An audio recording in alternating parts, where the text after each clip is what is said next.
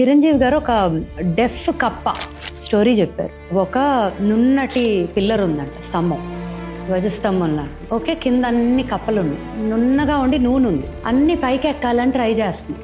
Right, అసలు impossible, ఇది ఎక్కటం కష్టం, నూనె ఉంది, జారిపోతుంది.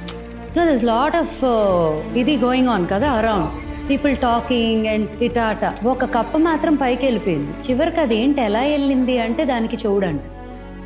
So what actually impacts our actions or results is giving all your senses into what you're hearing from chat. అది లేదు, మన goal single point agenda goal ఉంది, ఏమవుతుంది, దారి లేదు, అది సక్సీడ్ అవ్వటం తప్ప వేరే దారి లేదు. Only when we are influenced by everything around is when there is a chance of failing. I really took that away from his interview. I said that's a beautiful story and very true to all our lives.